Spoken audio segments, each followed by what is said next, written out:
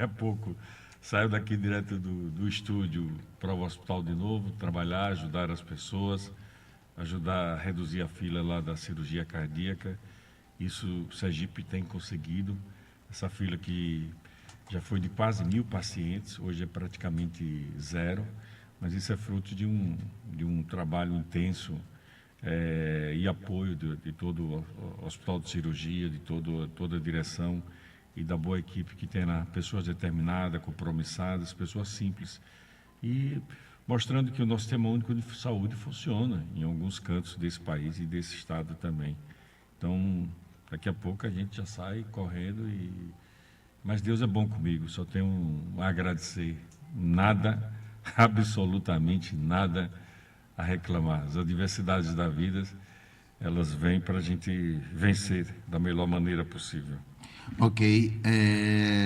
Eduardo, chama assim, o senhor é um Tranquilo? jovem. Doutor Eduardo.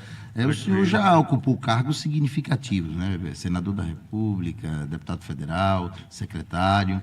Nunca me envaideci em nenhum deles. Sempre, desculpe lhe interromper, Sim. preservei o que eu acho que todo mundo deve preservar, a humildade.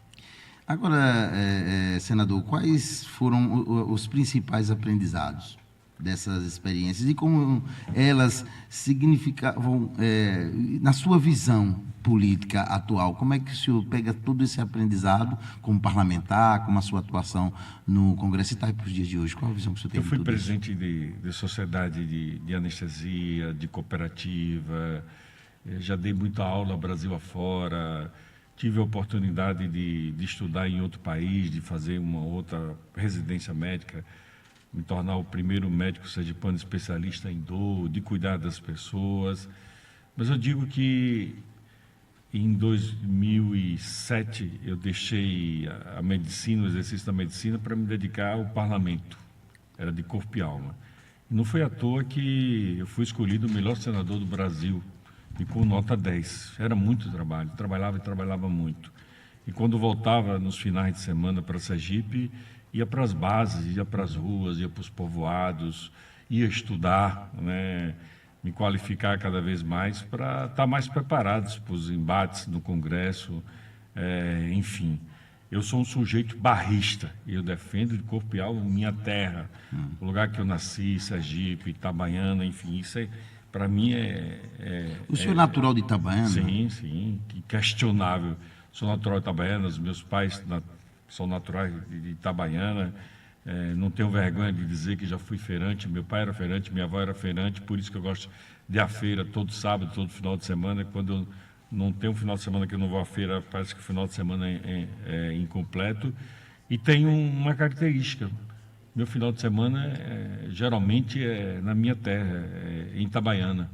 Percorro, ando, quando eu não tenho uma atividade, uma agenda em outra cidade, é para Itabaiana que eu vou. Então, É lá o refúgio. eu sou um bairrista. Minha mãe mora lá, minha sogra faleceu esse ano, alguns meses atrás. Meu sogro ainda mora, minhas irmãs moram, meus parentes moram. Eu adoro minha terra. E diga você, não durmo lá todos os dias porque a minha especialidade médica não permite. Trabalho, né? Eu me O especializo. senhor é anestesista? Sou anestesista e faço anestesia para cirurgia cardíaca, para cirurgia oncológica. Fui buscar coisas um pouco difíceis de fazer. E a fila era grande quando a gente retornou. E hoje a fila, graças a Deus, ela é muito menor, se é que existe. Então, eu gosto da minha terra e sou barrista mesmo. Mas o ensinamento que traz, sabe o que é, Santinha? Quando eu fui para o parlamento, eu me considerava um bom médico, um bom anestesista. Sempre me coloquei no lugar do paciente. Era a minha pergunta. E por que o senhor decidiu se afastar da política? E quando eu voltei... Saiu da política. Quando eu voltei para a medicina, quando eu terminei o meu mandato de senador, eu não fui pedir emprego a ninguém. Não pedi emprego a nenhum político, nenhum. Confesso também que pouquíssimos ofereceram. Não vou mentir. Quase ninguém ofereceu, mas eu também não fui pedir. Não fui pedir.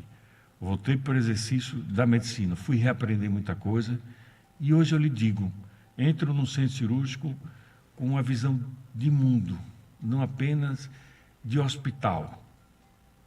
me coloco no lugar daquele que está ali deitado, fragilizado, necessitando de um conserto no coração, de um conserto no pulmão, acometido por algum tipo de câncer. Me coloco e digo a todos os meus pacientes, todos, Deus me mandou vir aqui, porque eu acredito nele, cuidar do senhor e da senhora. Não o conheço, mas tenha certeza que farei o meu melhor. Tudo que eu fizer no senhor, cada medicação que eu der ao senhor, cada anestésico que eu der ao senhor, eu queria que fizesse em mim. Eu queria que fizesse na minha esposa, nos meus filhos, nas pessoas que eu mais amo. Posso errar, mas erro com a melhor intenção de acertar. E graças a Deus, a quantidade de acerto tem sido grande. Mas também não saio da minha casa sem fazer os meus pedidos e as minhas orações. A Deus, aos anjos, arcanjos, a todos que neste dia Deus me ilumine e eu possa fazer a melhor anestesia da minha vida. E assim tem feito, interessante. E assim tem ocorrido, aí a gente vai aprendendo. Então, o aprendizado que a gente traz do parlamento, do poder, olha, não vale a pena estar em lugar nenhum carregado de soberba. Não vale a pena construir inimigos. Eu não perco o meu tempo construindo inimigos. Posso ter adversários políticos, ou seja lá em qualquer outra coisa, mas inimigo não. Ódio não carrego. Se eu não gosto de uma coisa, é algo que o senhor habita no coração. A minha resposta é o desprezo, é o silêncio, é colocar no canto, enfim. Então, hoje eu me considero um anestesista e pode perguntar aos meus colegas, mas muito melhor do que eu que era antes, porque a gente vem com a visão de mundo. E humildade sempre, cara. Eu acho que uma pessoa, ela demonstra maturidade, sabedoria, quando ela não perde o equilíbrio e quando ela não perde a humildade. Ninguém é melhor do que ninguém. A própria Constituição diz isso, todas as leis do universo dizem isso. Nós somos iguais. Diferentes nos interesses, diferentes nas defesas, mas iguais nos direitos e por aí vai. Então, Deus é mais, por isso que encerro essa primeira fala como eu comecei. Não tenho nada para reclamar. Não perco meu tempo construindo inimigos, ou buscando inimizade, ou carregando ódio. Isso é bobagem. Ok, agora são 6h46. Bom, doutor Eduardo Amorim, como o senhor avalia... Eduardo, eu falei? Falou, doutor. Doutor Eduardo Amorim. Amorim. Como o senhor avalia o atual cenário político em Sergipe? E há nomes que o senhor vê como potencial para liderar o Estado agora em 26, se houver mudança? Eu fico preocupado com uma coisa. Parece que tudo gira em torno da política, mas a vida fora da política. Parece que a gente está vivendo um período, num ano eleitoral, que a eleição vai ser amanhã ou depois de amanhã. A gente está muito longe ainda. O pessoal está ansioso. O pessoal está ansioso. Eu entendo que alguns setores da imprensa vivem de notícias, vivem disso, mas quem trabalha na gestão não tem que estar preocupado com isso. Atrapalha?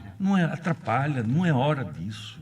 É hora de união, é hora de se defender. Vivemos numa capital abaixo do nível do mar em alguns cantos, com 65 canais atravessando a nossa cidade. Então, quando a maré enche, alaga tudo, faz tudo, porque historicamente também nunca nos protegemos tanto disso. Então, é hora dos poderes se juntarem, deixar essa coisa partidária, essa coisa eleitoral, para o devido momento, para o devido tempo. E isso eu aprendi. Você estava falando de lições, isso eu aprendi em 2014. Em 2010, eu tive mais votos que o governador na época como senador, e ali já me lançaram naturalmente como um futuro candidato a governador em 2014. Passei 4 4 anos da minha Só vida. levando cacetada da Cacetada, empresa. apanhando. Eu já acordava com Botaram um alvo nas costas do senhor. já acordava com o ombro grosso, doído, de tanto apanhar logo de manhã cedo. Alguns usavam os microfones de forma covarde, atingia a família, não quer saber quem é, atingir a família. Poder pelo poder. Pelo poder. Então, e depois se comprovou, se testemunhou, porque diz, Eduardo, você perdeu. Não, eu não perdi. Sergipe teve o pior governador da história, segundo vocês da imprensa. Então, nada de antecipado. E ali eu tirei uma lição. Não é à toa que está na Bíblia, especificamente no livro do Eclesiástico, nada de antecipação. Nada de antecipação. Tudo na hora certa e no momento certo. Eu vivo de santia. Diariamente essa frase. Esse ensinamento bíblico. Como assim?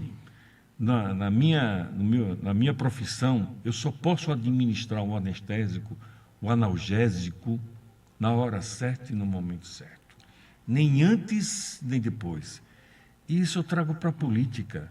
Mas eu fico preocupado com muita antecipação, muitas pesquisas agora. Já parece que está vivendo um ano eleitoral.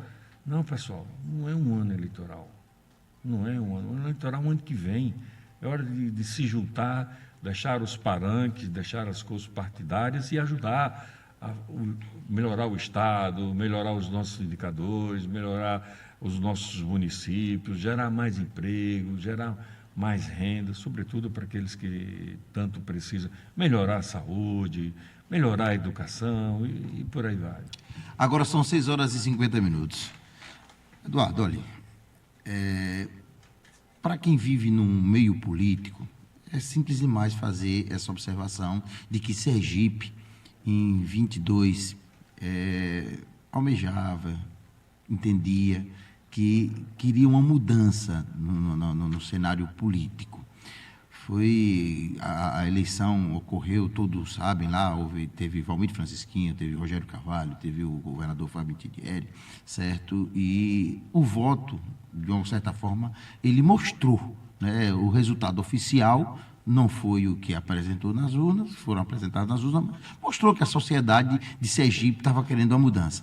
Recentemente, em 24, se confirmou isso com a eleição de Emília Corrêa, aqui na capital. As pessoas mostraram, mais uma vez, que estão desejando, estão com desejo de mudança.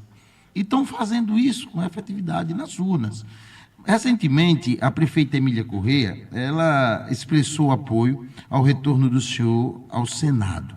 Como é que o senhor recebe esse reconhecimento e apoio da prefeita Emília Corrêa? Veja, minha relação com Emília vai além do mundo da política.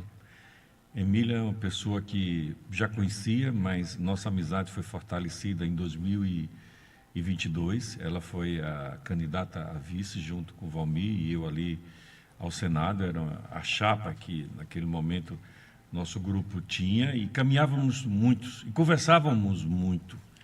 E ali mesmo eu disse, Emília, se você não for a vice-governadora, seja prefeita de Aracaju, você está preparada. Isso já fruto do aprendizado que eu tive ao longo da minha vida, das pancadas, dos erros, dos acertos. Eu já estimulava a Emília naquele momento. Se por algum motivo, se a justiça não permitir que você seja a vice-governadora, seja prefeita de Aracaju. Enfrente esse desafio. E fiquei 2022, final de 2022, 2023, conversando e motivando Emília a isso. Até que, no início de 2024, ela tomou a decisão e me pediu ajuda. O senhor coordena a sua campanha, mas não quero ser seu vice, não quero ser secretário, já deixamos isso pactuado. Certo. Lhe ajudarei sempre. Se der um grito, der um chamamento, minha amiga, independente de cargo, estaria do seu lado, por uma coisa muito simples. Eu acredito em você e sei do seu propósito, porque sou muito parecido com você. Você é muito parecida comigo, nos propósitos, nas ideias, nas firmezas, das defesas e lhe entendo. E levei Emília para o grupo. Foi eu que levei Emília para o grupo e, junto com algumas outras pessoas, consolidamos isso, né? Pouca resistência o grupo teve, o grupo entendeu, tomamos conta disso e desenhamos como deveria ser a campanha de Emília, sem agressões a quem quer que seja, e disse, eles vão agir do mesmo jeito como agiram comigo. E fizemos uma trajetória. Então, quando a campanha de Emília ia para a rua, era um microfone para ela, outro microfone para Ricardo, isso eu peguei, dei na primeira caminhada, e ninguém sobe no carro, a não ser um vereador ali do bairro, depois desce, para as pessoas verem mais Emília, verem mais Ricardo, interagirem com ele, conversarem com eles. É mais próximo. Não era aquele carro abarrotado de gente, então tudo isso foi aprendizado e foi ideia nossa. E em algum momento lá eu até fui parar na UTI, porque tive um problema de saúde, mas da UTI mesmo, ficava telefonando, ficava cuidando e logo voltei para a campanha. Mas eu conheço Emília e sei que o propósito dela é muito bom, é querer fazer o bem e carrega consigo. Olha, eu admiro as pessoas que estejam onde estiver, seja lá em que palanque, em que espaço de poder, mas não esquece nunca da humildade e da simplicidade. E Emília é essa pessoa. Sei que ela está enfrentando muitos desafios, sim, claro, mas tem e terá sempre a minha solidariedade. E perguntei para ela, estou à disposição, minha amiga, se em Brasília eu abri a porta para quem eu conhecia e para quem eu não conhecia, imagine para você.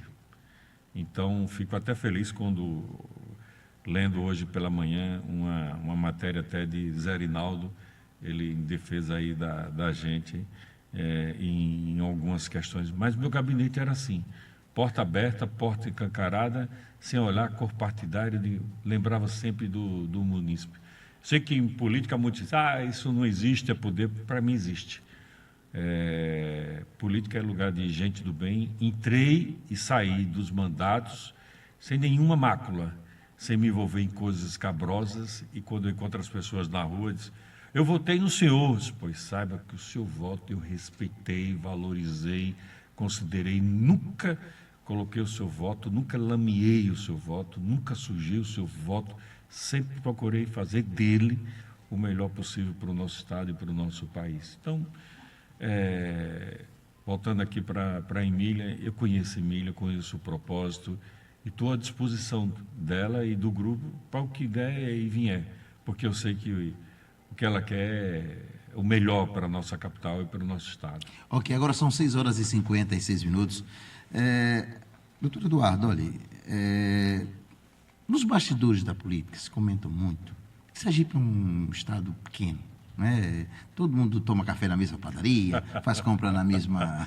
É a mesma feira, para quem gosta de ir à feira. E, veja bem, há quem diga, e isso é muito claro no meio da comunicação, de que os Amorins foi um dos incentivadores da eleição para prefeito, a primeira eleição de Valmir Francisquinho.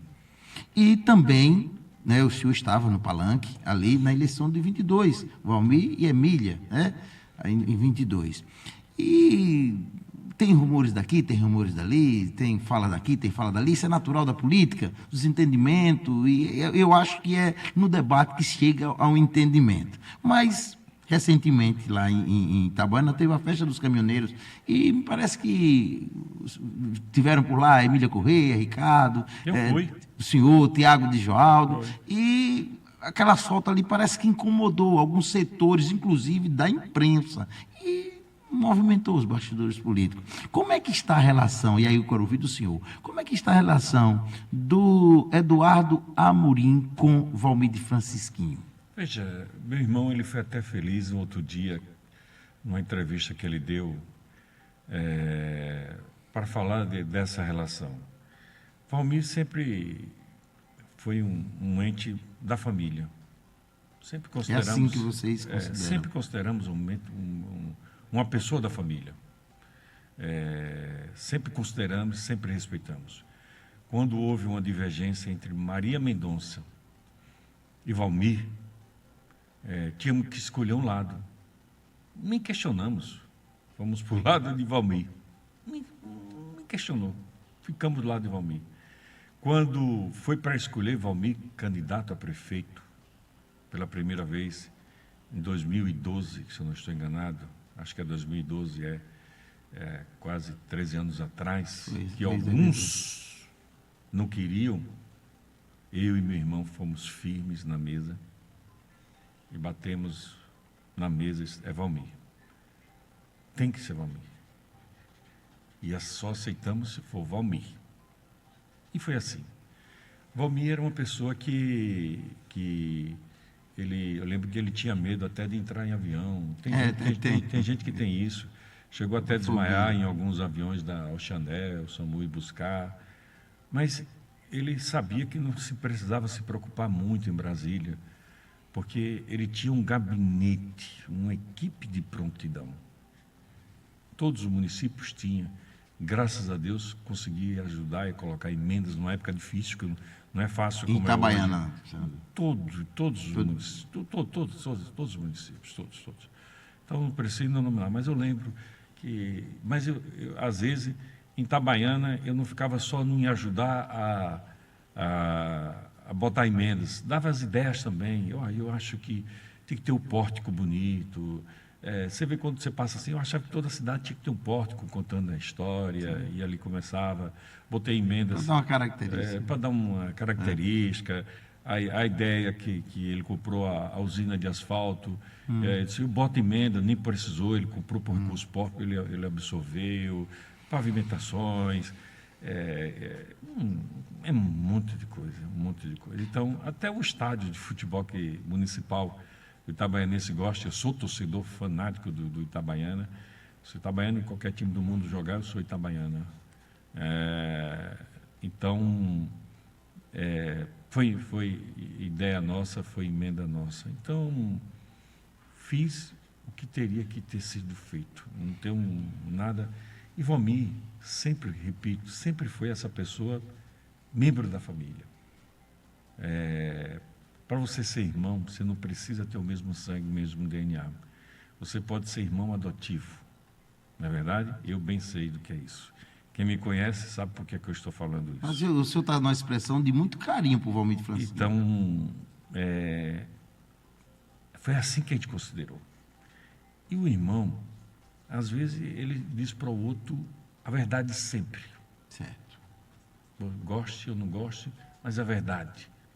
Eu nunca gostei de assessor que fosse tipo puxa-saco, só dissesse que eu estava certo. Eu valorizava aqueles, sobretudo aqueles que sabiam dizer não. Olha, não vá por aí não, que esse é o melhor caminho. E eu aprendi, porque dizer não é muito difícil. Um não de forma equilibrada, com muita sabedoria, meu irmão, não é por aí, por isso. E foi assim a nossa trajetória política, de sims, de nãos, mas sempre leal, sempre correto, sempre correto. Então, não tenho nada que provar para ninguém dessa amizade, dessa lealdade.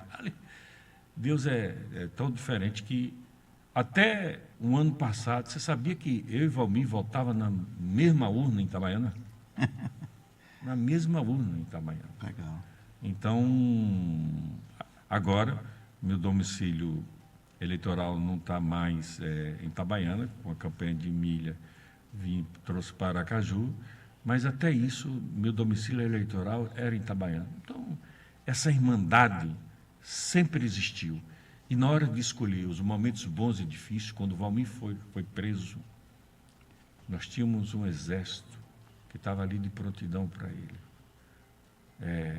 frequentando lá o local que ele estava, o lugar que ele estava, entendendo a depressão, o sofrimento dele. Em nenhum momento abandonamos. Vida segue, meu irmão. O irmão do senhor, o Edivan Amorim, ele falou em entrevista recente... Que nunca teve mandato, que nunca quis ter mandato. Ele declarou em entrevista recentemente que vai buscar reverter né, essa ineligibilidade de Valmir de Francisquinho, se mostrando que está ali à disposição do Valmir de Francisquinho. Em relação, Eduardo, à fala recente de Valmir de Francisquinho sobre questão de que um senador tem que morar em Itabaiana, como que você vê essas falas de Valmir? Elas são tiradas de contexto? O Valmir fala isso impensadamente? Como é que... Porque eu sinto que vocês têm uma relação próxima. Veja, ontem eu estava numa cirurgia cardíaca, como eu disse aqui nos microfones desligados, passei o dia todo, terminei já no início da noite e eu vi parte dessa fala. Eu não vi a voz dele, vi só escrevendo. Mas isso absolutamente não me atinge em nada. Vou dizer por quê. Para mim, não foi para mim que ele falou. Ou se falou para mim não me atinge nada, porque barrista mais do que eu não existe. Eu sou itabaianense, mas eu não posso ser só um senador de Itabaiana. Eu fui um senador do estado inteiro, mas eu não esqueci as minhas origens. Não esqueci.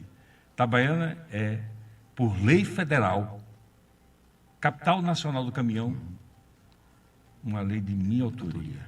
De minha autoria. Itabaiana Sergipe já teve muitos outros senadores, muitos outros deputados, mas fui eu. Só para dar um exemplo que colocou. Então, eu não tenho que provar para ninguém mesmo, me perdoe, não gosto de falar assim, mas é verdade, o meu barrismo. Como eu disse aqui, meu final de semana, quando eu não tenho uma agenda fora, é em Itabaiana.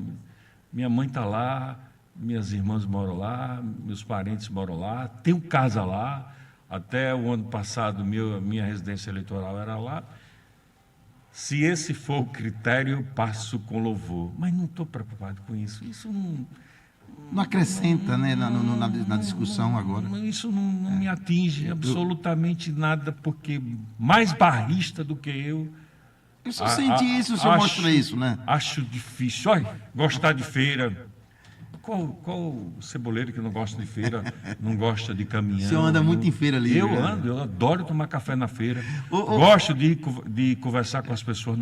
A gente aprende, sabia? Contato, né? Você aprende com as pessoas, você conversa com as pessoas. Minha esposa, eu ia fazer feira com ela, e às vezes, ela chegou a um determinado ponto, é melhor você ir só para a feira. Eu disse, por quê? Não, porque quando você vai, você demora muito, você conversa, as pessoas param. A ideia é essa da feira. E ela é do judiciário, ela é objetiva, né? Aí quer as coisas rápidas.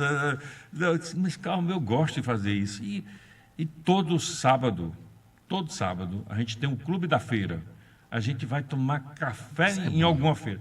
Sábado passado, estamos aqui no Mercado Central... às vezes no Augusto Franco, procuramos uma feira, somos procuradores de feira para tomar café todos. Eu adoro isso, veja, isso não é hipocrisia não, isso é meu, isso é do meu DNA e do meu sangue. Meu avô era feirante, minha avó era feirante, meus tios eram feirantes, eu fui feirante, meu pai era feirante, eu adoro feira. E veja, olha, a feira sustenta muitas famílias, eu sei o que é isso, e eu vou, quando vejo aquele pessoal puxando aquela carrocinha para ganhar um dinheiro. Eu já fiz aquilo. Agora, em uma determinada fase da minha vida, eu percebi que só tinha um jeito de melhorar. Eu não tinha grandes fortunas para herdar. Não tinha tanta coisa, nada para herdar. Percebi que só através do estudo eu poderia vencer as adversidades da minha vida, sobretudo as adversidades financeiras. E foi assim que eu fiz. Aí fui estudar, passei no primeiro vestibular, que não tinha cotas naquela época. Concorria com os estudantes dos salesianos, do Master, desses colégios todos, e passei. E fui morar numa república universitária e fiz 2 residências médicas, me especializei, e por isso eu me sinto na obrigação de, daqui a pouco, já pagando parte aí da minha dívida com o bom Deus, e com o meu país, e com o meu estado, com aqueles que me ajudaram, ajudar as pessoas. Eu não vou para um hospital particular.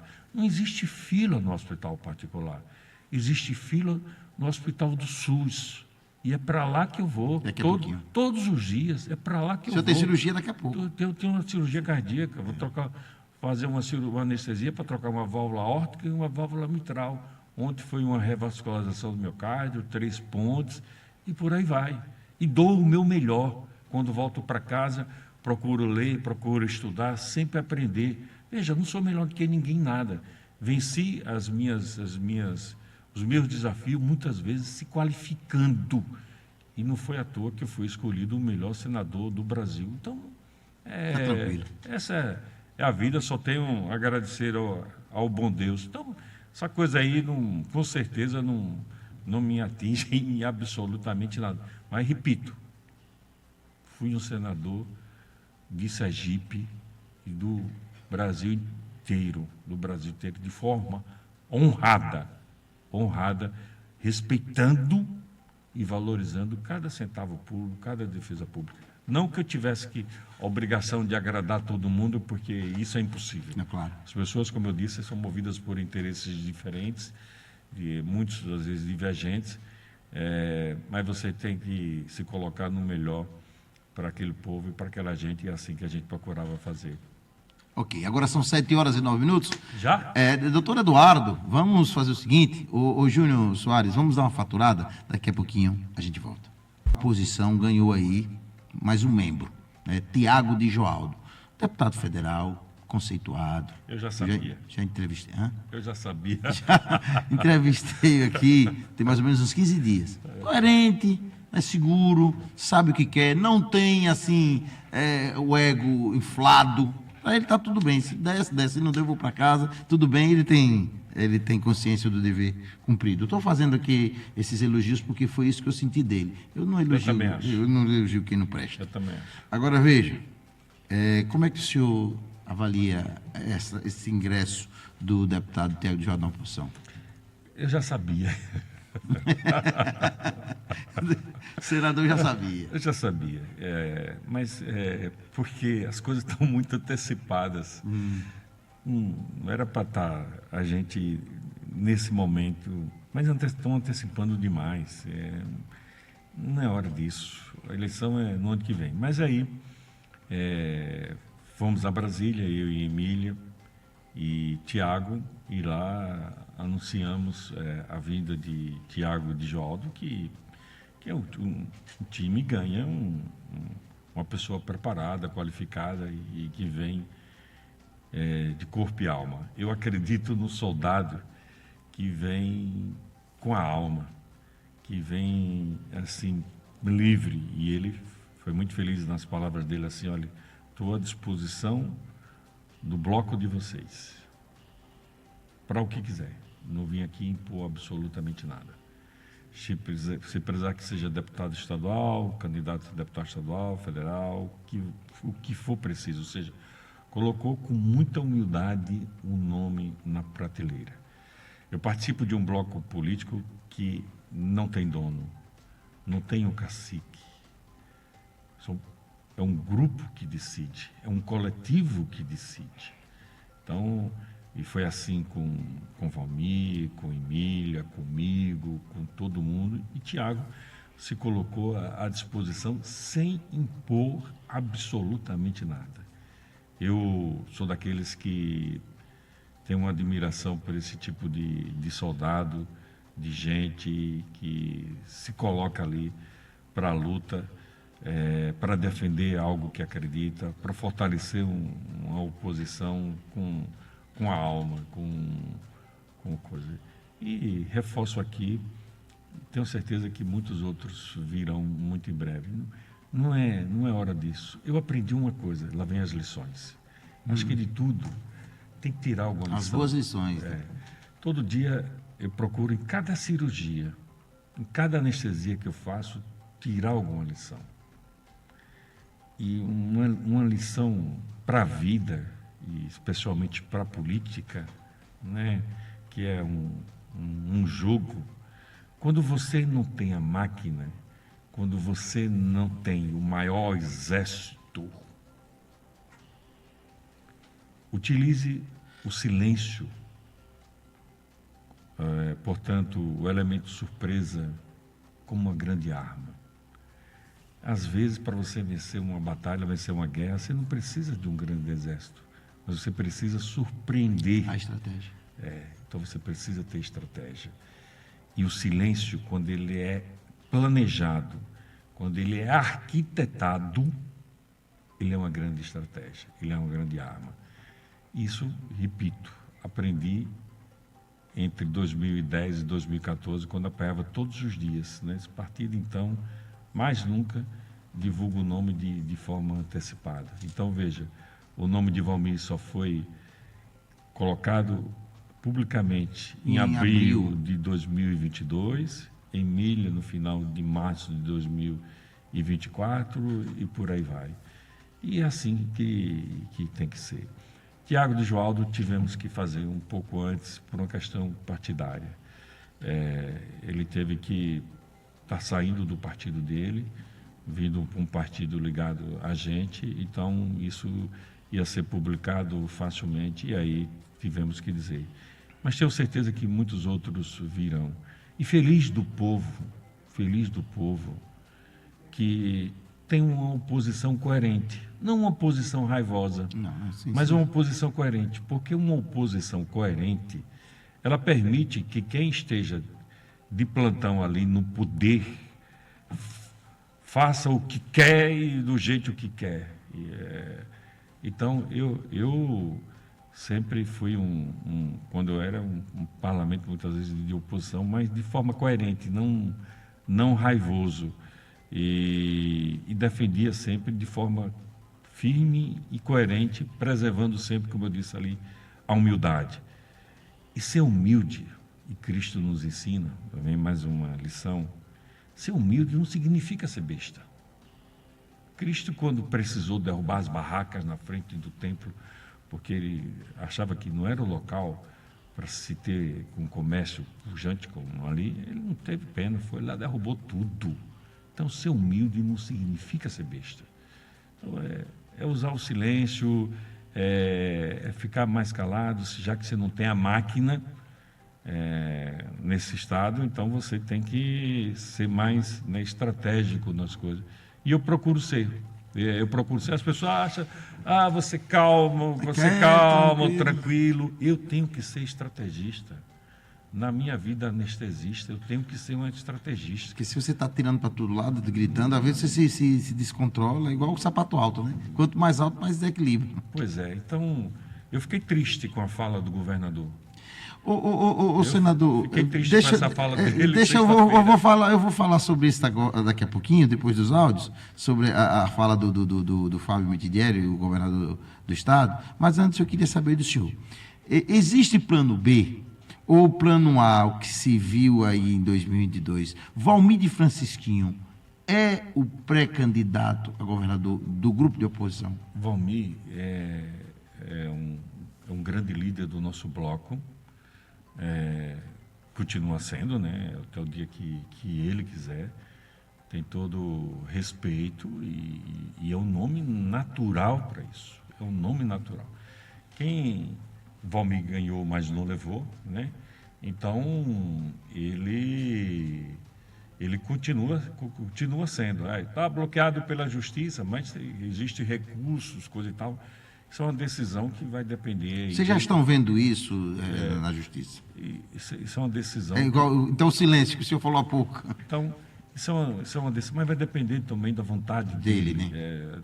Eduardo, e se não for o nome? Veja, historicamente, vamos aqui fazer uma análise com fato. Nas últimas 2 décadas, qual o bloco político, prefiro assim chamar, que apresentou nomes competitivos? Foi o nosso. Apresentamos nomes competitivos em 2010, 2014, 2018, 2022, 2024. Então, sempre apresentamos. Lógico, em 2014... passamos a apresentar só no ano eleitoral, fruto daquelas eleições. Então, WO não existe para ninguém. Não existe isso em democracia, o WO. Isso é muito difícil, muito raro. É uma competição, ideias. E isso é bom para o povo, ter candidatos, ter nomes. As pessoas me perguntam, uma disputa eleitoral de deputado federal, de senador, de governador, eu gosto de olhar para frente. Não procuro perder meu tempo olhando para o lado. Você vê que eu trabalhei na Fórmula 1 e gosto de assistir Fórmula 1 sempre. Ali tira alguns ensinamentos. Se o piloto ele olhar um milésimo de segundo para o lado, você vê que ele perde tempo e não chega ali, perde velocidade. Então, eu não gosto muito de olhar para quem vai ser os adversários. Meu irmão, eu não tenho como interferir. Venha quem vier. O importante é que o povo entenda a minha mensagem, o meu propósito, veja a minha coerência, se o que eu prego é o que eu vivo, se o que eu falo é o que eu vivo.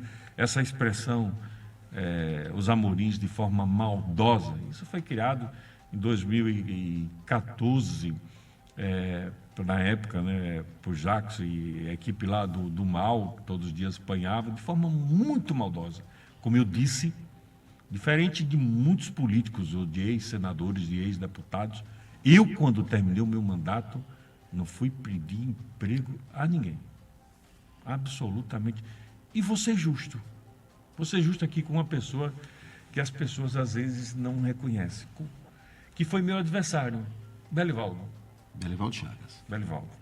Belivaldo, uma vez eu fui pedir a ele, Belivaldo, se eu conseguir emendas para o hospital de cirurgia, você libera.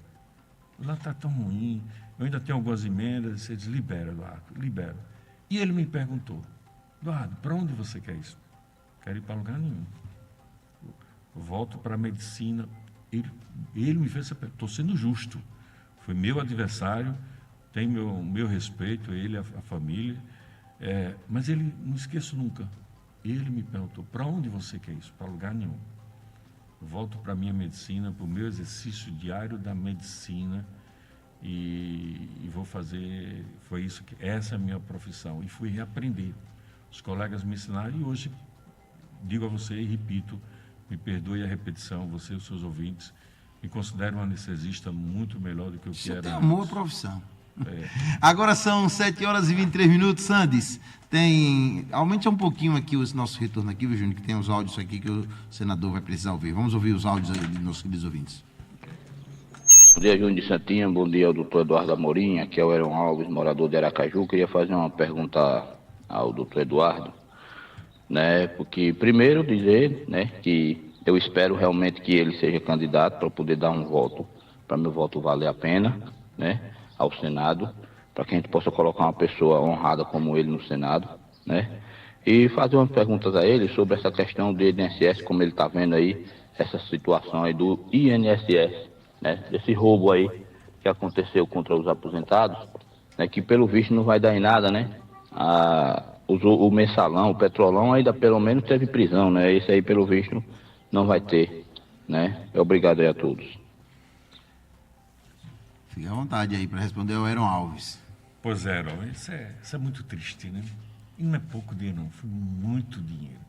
Agora eu fico abismado com como é que você bota o nome lá e desconta do aposentado, porque muita gente às vezes nem olha o contra-cheque, o que recebe, o que não recebe, e o povo ali, esses cabras de forma covarde, roubando o dinheiro do aposentado, que tem que comprar um remédio, tem que sustentar muitas vezes a família com aquela aposentadoria que ano a ano, ao invés de ter reajuste, vai diminuindo, vai colhendo, e o remédio aumentando o preço, e as coisas aumentando, e a aposentadoria diminuindo. Isso é uma covardia, isso é um crime, rapaz, que não dá para aceitar. E ele tem razão. Quem vai pagar isso é o erário público.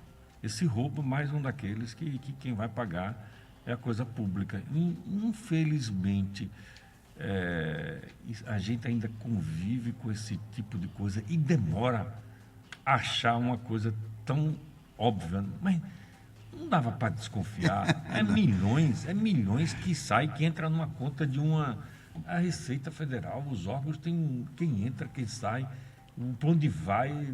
É muito Demorou para encontrar, para poder agir. Agora são 7h26. Ô Santos, vamos fazer o seguinte: o senador ele é uma pessoa detalhista, e tem que ser, né? Ele é uma pessoa que gosta de explicar bem, gostaria de ter aqui umas duas ou mais tempo aqui com o senador, mas ele tem um compromisso. Santos, vamos fazer o seguinte: coloque o máximo de áudio que você puder aí, para que o senador Eduardo Amorim possa. Se o senhor quiser deixar aqui, o senhor ouve também, para não se incomodar. Para que ele possa responder todos de um momento só. Vamos lá, vamos ouvir. Bom dia, Júnior de Santinha. Bom dia, doutor Eduardo Amorim, amigos e ouvintes da Rádio Jornal. Eu quero aqui expressar a minha admiração e carinho por esse grande homem público do nosso estado. Um doutor, um pai, um amigo de princípio e valores admiráveis. Estamos juntos, doutor Eduardo Amorim. Deixo aqui um grande abraço do seu amigo Lelo de Fernando. Posso soltar os áudios, Sérgio? Bom dia, Eduardo Amorim, doutor. Bom dia, Júnior Santinha, que recebeu umas férias aí. Eduardo Amorim, eu gostaria de saber do senhor, como médico, o que é que falta, né, para a saúde, né, do município de Sergipe, para ser uma saúde melhor, entendeu? Uma saúde que olhe para o povo, né? Porque é inadmissível no tempo de hoje você ir marcar uma consulta, depois ir para casa e ficar todos os dias, um dia na semana, para ver se a sua consulta saiu. No dia que você não vai, a consulta sai e você perde. O que é que você, né, como eleito for, vai fazer para melhorar isso? Porque eu tenho 1 ano brigando por uma cirurgia de espuma, já fui para o HU, faltou material, voltei e agora estou de novo na fila do zero. O que é que você poderia fazer pela saúde, para melhorar a saúde de Aracaju? Obrigado pela oportunidade. Pode mais um, Santos. Bom dia, Júlio de Santinha e todos da Jornal 91.3. Doutor Eduardo Amorim não só foi senador nem deputado federal, foi secretário da Saúde, foi médico voluntário da dor da oncologia, o qual era um homem humano, um médico determinado. Eu sou Augusta, mãe de Diego Augusto, o qual o senhor cuidou daquelas crianças com muito carinho. Deus abençoe a todos. Bom, agora são 7h29, 7h29. Ela acrescentou algo aí na Ela me biografia. emocionou aqui, que ela me lembrou uma fase da minha vida. Eu sou itabaianense e eu vim conhecer a praia em Aracaju já adolescente, já com 16, 17 anos, quando eu vim estudar, não conhecia a praia. Mas eu conheci os bairros de Aracaju, sabe como, Santinho? Dentro de uma Kombi, lá da oncologia do Hospital João Alves. A gente saía 2, 3 vezes na semana para visitar os pacientes com dor, com câncer de próstata, câncer abdominal, numa equipe. Aí a gente ia para os diversos bairros de Aracaju, Lamarão, Santos Dumont. Foi aí que eu realmente conheci com mais propriedade quase todos os bairros da nossa capital. Nós íamos uma equipe multidisciplinar, a gente ajudou a criar essa equipe do algologista, o médico especialista em dor, que era eu, iria o psicólogo e o assistente social. E a gente ia com a maletinha ali cuidar daqueles pacientes em casa. Em casa. Então, antes mesmo do governo federal, do governo estadual, apresentar esse tipo de projeto, a gente já fazia isso. Sabe quando isso? Há mais de 20 anos. Quase 30 anos. Quando eu voltei da minha residência, a gente fazia isso e cuidava das pessoas em casa. Foi aí que eu conheci boa parte, me emocionei agora, dos bairros de Aracaju. Então, essa coisa da oncologia, do Hospital do Câncer, que espero que inaugure agora, né? Tem a ver com minha vida, com o meu dia a dia, porque eu sabia da necessidade. E espero 15 anos depois, agora que vão entregar. E ainda bem que vão entregar. Veja, quanta gente morreu nesse período. 15 anos 15 anos. do Hospital do Câncer. E não foi por falta de dinheiro. Não foi por falta de dinheiro. É não se colocar no lugar do outro, é não perceber a dor do outro, é não se incomodar com a dor do outro. 15 anos. E não é só a perda da vida, não. É o sofrimento. Quando um câncer atinge alguém na família, toda a família passa a ficar doente. Passei já por isso. Eu vivi recentemente com minha sogra, com meu irmão, algo dentro da minha família. E não é fácil. E olhe que nós tínhamos plano de saúde, eu tinha conhecimento. Imagine que não tem nada. Eu dizia para minha esposa, imagine que não tem nada. O tamanho do sofrimento que é. Então, por isso que eu lutei e digo que Sergipe agora vai inaugurar o Hospital do Câncer. A gente precisa de outro desafio, que é o Hospital de Clínicas. O que é o Hospital de Clínicas? O corredor do USE pode estar cheio hoje, sabe por quê? Porque não tem um Hospital de Clínicas. Há 100 anos atrás, o Dr. Augusto Leite teve a ideia, a iluminação divina de construir o Hospital de Cirurgia, porque a cirurgia era novidade naquela época, assim como a anestesia. Algumas décadas atrás, o Dr. João construiu o USE, porque Sergipe precisava de um hospital de urgência. A gente teve essa ideia do Hospital do Câncer, lutamos, vai sair agora. Mas o desafio agora, faço até um apelo, governador, que tem dinheiro em conta, dinheiro da DESO, governador, não perca essa oportunidade não. Construa o Hospital de Clínicas. As pessoas estão envelhecendo, doença de Alzheimer, e muitas delas precisam ficar entubadas, precisam de cuidados, e essas pessoas não podem cuidar em casa. Se você olhar nas UTIs privadas, particulares, hoje cada hospital desse tem 4 UTIs, 5 UTIs. Uma delas, ou 2 delas, é para pessoas idosas, que não podem ir para casa, e estão em fase terminal da sua vida, e os familiares não podem cuidar. E aqueles que não têm um plano de saúde? Vão para onde? Vão para o USE. Vão enfileirar os corredores do USE. Então a gente precisa de um hospital de clínicas. Não sou especialista nisso, mas é o que eu vejo. A gente precisa disso, assim como a gente precisa de um centro diagnóstico por imagem.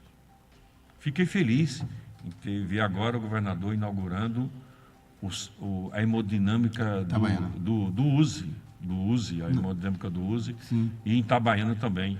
Lá em Itabaiana também, o Valmir está prestes a inaugurar o centro de diagnóstico por imagem, construído lá junto com o ex-prefeito Adailton, essas coisas. Está certo, está certíssimo. Esse é o caminho. Você não trata se você não tiver o diagnóstico. Eu vou tratar o quê? Como é que eu sei que doença é?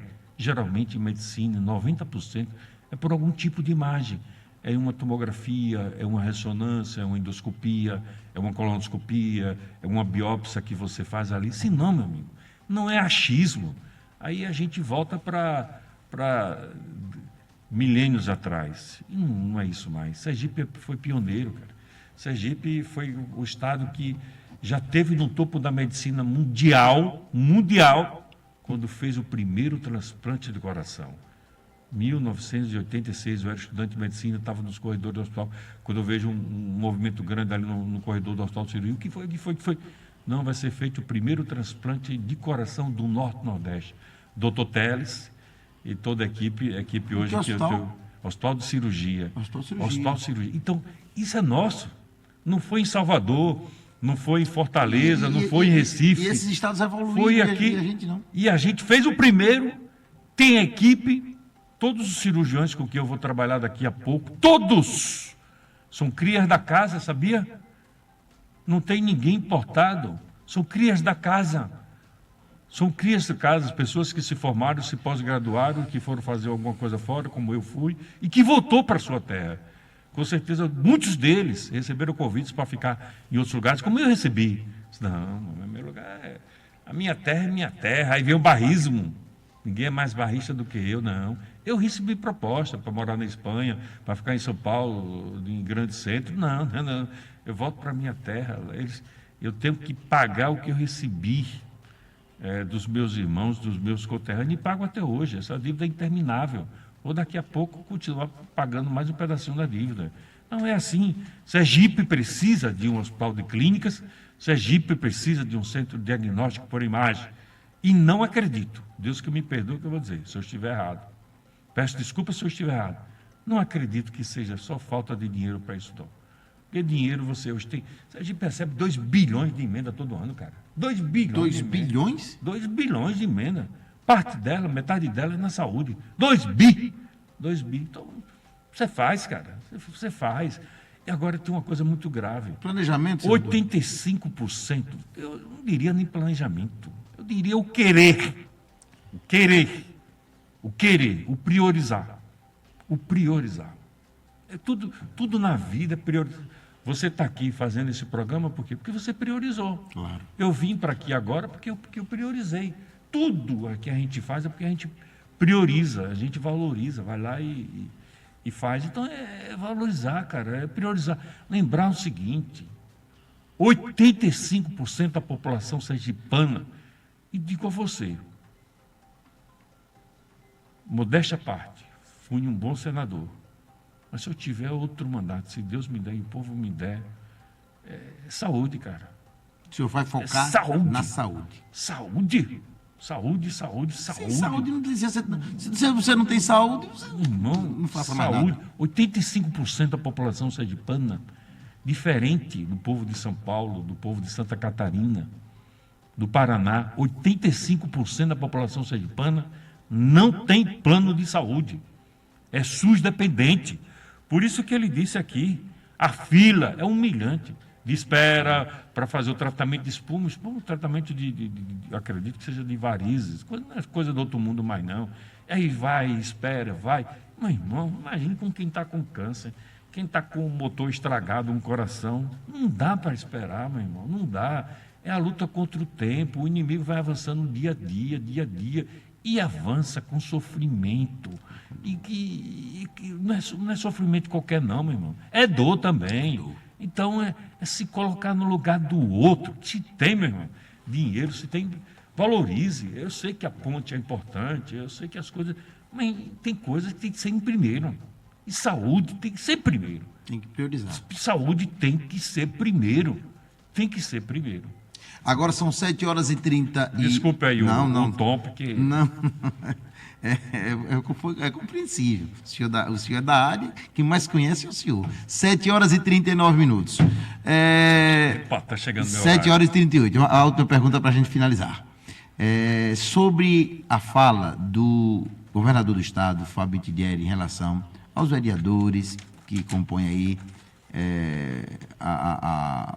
que dão sustentação, na verdade, à prefeita Emília Corrêa na Câmara, sobre as declarações que o senhor já ouviu, o senhor fique à vontade. O que o senhor está achando dessa movimentação política em relação ao governador do estado se pronunciar em relação ao parlamento municipal dessa forma? Eu, particularmente, eu fiquei triste e, de certa forma, até decepcionado, porque é hora de se ajudar, cara. É hora de largar as bandeiras partidárias, de se ajudar. Parlamento municipal, governo do estado interferindo. Eu achei um pouco... Não é parlamento, deveria ser parlamento estadual. Está preocupado com o parlamento municipal? Vereadores. E outro dia eu vi até uma fala nas redes sociais do presidente da Câmara, dizendo, não, o parlamento aqui é intocável, nenhum palácio manda. Foi mais ou menos assim. Isso. Tem a sua independência. Assim, tem a sua independência, ué. E tem que ser. E o governador disse que... Então, fiquei triste, decepcionado, e acho que não é desse jeito, de forma nenhuma. Presto aqui mais uma vez a minha solidariedade. Vocês não fizeram a maioria, coisa e tal. Sim, cada a oposição tem que fazer de forma responsável, não raivosa, não odienta. Tem que olhar para o povo, mano. Quem é dono do dinheiro, quem labuta, quem joga o sol diariamente é o povo. A ponte está sendo construída, e isso é dinheiro público, é dinheiro do povo, não é dinheiro do governador, não é meu, não é de todo mundo. Então, tem que olhar. E outra coisa, não estamos num ano eleitoral. E reafirmo, o presidente da Câmara disse, aqui é autonomia, palácio nenhum manda, e tal. Alguém manda, então tem que estar preocupado com o parlamento estadual, municipal é estranho, fico triste. Às vezes, sabe o que é?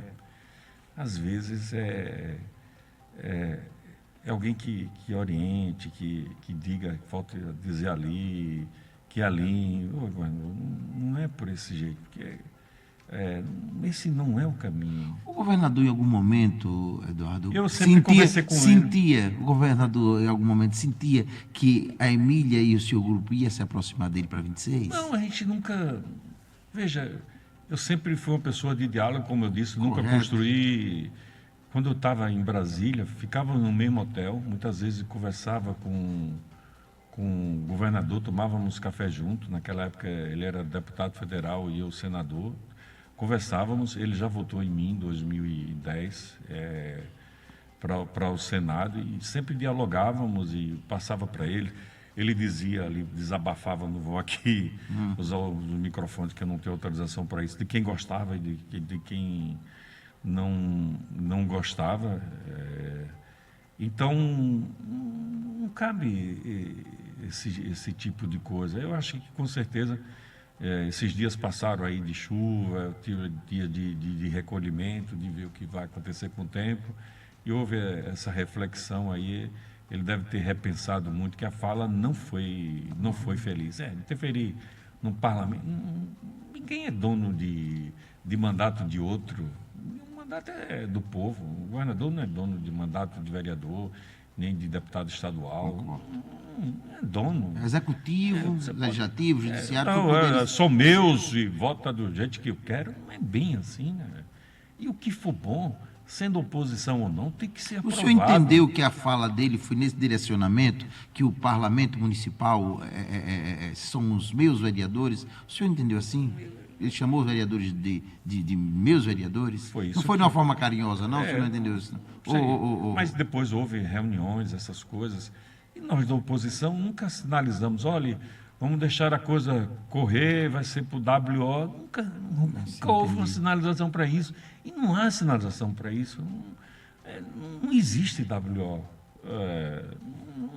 Alguns setores da imprensa... É porque, como eu disse, quando você não tem o maior exército, quando você não tem a máquina grande a seu favor, você tem que trabalhar com silêncio. Você tem que trazer o silêncio ao seu favor. Eu sei que setores da imprensa vivem de notícia e querem noticiar e tal, mas tudo para a gente na hora certa. É mercadoria para você. É coisa para você, mas para a gente não é. Então, aquele encontro lá que a gente foi em Itabaiana, aquilo foi uma coisa assim, tranquilo, uma foto normal. Espontânea. Como eu combinei com Emília. Emília, veja, o melhor dia para ir para Itabaiana, eu acho que é quarta, porque na terça, na quinta, eu tenho cirurgia, acho que de dia não dá para ir, porque você tem a gestão, eu também tenho as minhas cirurgias, e eu acho que o melhor horário para a gente ir, o melhor dia, mais tranquilo, que a festa Itabaiana é uma semana, né? Então, tem uns dias ali mais fortes, que é o dia 11 e o dia 12, e o dia 13 geralmente é de cunho religioso. Não tem festa depois daquilo, é de cunho religioso. Então, ou ia no dia 12, ou ia no dia 11. Então, Emílio, vamos no dia 11. Porque dia 12, muitas vezes, os namorados, a gente quer ficar com a família, coisa e tal, com o esposo, com a esposa e tal. Então, vamos dia 11. E aí fomos. E aí muitos amigos ficam até surpreendidos, foram, coisa e tal, e criou aquela Vamos foto. ter uma foto de amigos. Aquela foto, mas... Todos de oposição. Aquela foto tá... Tem gente que... Não tem o que tem de extraordinário. Eu falei aqui no programa. Não tem nada. Não tem nada de extraordinário naquela. Eduardo Amorim, Valmir, Emília, Ricardo Marques, Tiago Nenhuma novidade. Eu também não. Mas aí criou-se essa coisa. E ali não houve anúncio. E não há anúncio de candidato da oposição ainda. Eu acho que essa coisa de Valmir depender muito do ele poder e do ele querer, isso vai pesar muito se for. Como aí. o senhor disse, ele seria o candidato natural, mas ainda tem esse imbróglio aí. Não vai ser. Jurídico. Claro que vai ter outro. Claro que vai ter outro. Tem o nome do senhor, tem o nome da Emília, tem o nome do Ricardo, tem o nome de Tiago. Sendo sincero, o meu não. O meu já. Não, mas todos teriam os nomes. Já passei por isso, já dei essa minha contribuição. O senhor falou lá atrás, né? Já dei a minha contribuição. Para isso, não. Estou para ajudar, estou para contribuir, estou para passar a minha experiência. Agora, não existe essa coisa do W. O senhor acha que, sinceramente, para a gente finalizar aqui com a questão para o senhor e para as considerações finais, o senhor acredita, o senhor acha sinceramente que lá no fundo, lá no íntimo de Fábio Metidieri, ele achava que ia ser assim, um WO? Veja, às vezes, quem está do lado dele passa a estimular isso, né? Passa a incentivar isso. Parte da mídia chegou até a comentar isso. Passa a incentivar, coisa e tal, e você pode, às vezes... Começa a absorver. Absorver e na sua coisa ali, repete, bate e acha que pode ser, mas não existe isso, vai ter debate e é bom para o povo. É bom para a democracia. Eu acho que é bom até para quem for, é bom para a democracia. A pessoa vai ser avaliada, né? Acabou, deixa. Tem que ter o contraditório. Pronto, viu? A gente só cresce, por incrível que pareça. Muitas vezes a gente cresce nas adversidades, nos momentos difíceis, no embate. Quanta coisa aprende. Por exemplo, é como eu disse, todo dia eu procuro tirar uma lição. Eu gosto de acompanhar o pós-operatório do paciente para saber o que eu fiz, o que eu posso fazer de melhor no outro. Sempre procuro, se eu não vou lá presencialmente, mas eu converso com os cirurgiões, converso com a equipe, como é que foi, como é que não foi, coisa e tal. Eu disse, olha, aquilo podia ser um pouco diferente. Não, aquilo foi bom, rapaz, aquilo deu certo. Olha, não, a analgesia foi perfeita. Ganhei meu dia, Então... Mas, Igor, foi um prazer muito grande. Pena que... Olha, agora são 7h40 entrevista bem 7h48. Bem legal. Você gostou aqui do meu bloco de nota? É um receituário. Gostei. Olha, gente, agora são 7h48, final de programa aqui, final da entrevista, melhor dizendo. Senador, espero que o senhor volte aqui mais vezes, né? Fique aí à vontade. O senhor pode esclarecer algo que ficou distante da minha curiosidade jornalística e perdoe aqui algumas perguntas desse camelô do rádio, como dizia o Francis de Andrade, lá o Itabaianense. Francis de Andrade. E muito obrigado pela entrevista, senador. Francis de Andrade era uma grande figura. Amigos e amigas. Amigos. Eu lembro quando ele teve Covid, ele ligou para mim e disse, Francis, rapaz, procura um médico aí. Eu acho que você foi contaminado, veja aí. E ele foi realmente contaminado e não sobreviveu. Eu também fui contaminado no exercício tem um dia de terça-feira que naquela Covid, nós anestesistas somos demandados, chamados para entubar paciente, né? Porque temos essa habilidade. E teve um dia que eu entubei 7. Cheguei em casa e disse, eita, contaminado, contaminei a minha família, minha esposa, meus filhos. Mas isso mesmo o soldado tem que ir para a guerra e sabe que vai receber tiro, vai ser contaminado a todo momento. Bom, obrigado aí pela oportunidade. Entrevista só presta quando quando é quente. Como é que isso aqui vai... A chapa vai esquentar. Vai esquentar. Então, que a gente possa ter oportunidade mais tempo aí, dia conversar. Certeza. Mas foi muito agradável. Obrigado. O senhor tem uma áudio muito boa, o senhor tem empatia. Obrigado, tem empatia. A gente aprende. Parabéns, boa sorte. Sabe de Santiago, a gente aprende que quando o sujeito chega em qualquer espaço, seja poder, da medicina, principalmente no poder, e troca a humildade pela soberba, é o começo. É o começo da derrota. Mas você tem que manter sempre, rapaz, a humildade. Humildade é sinônimo de evolução, de crescimento. É a essência da vida. É sinônimo, na minha opinião, de maturidade. E repito, ser humilde não significa ser besta. E o maior exemplo de humildade que a humanidade pode apresentar para cada um de nós foi Cristo. Claro. Ele não foi besta. Ele foi firme nas ideias, nas defesas, no que pregou, enfim. Mas em nenhum momento deixou a humildade de lado. E olhe que era poderoso, né? Olhe que era poderoso. Filho de Deus. Então, fique com Deus e eu vou aqui com ele. Boa sorte, viu? Ali tentar ajudar alguém. Tá aí, 7 horas e 51 minutos. Vamos faturar, Júnior? Daqui a pouquinho a gente volta. A rota certa.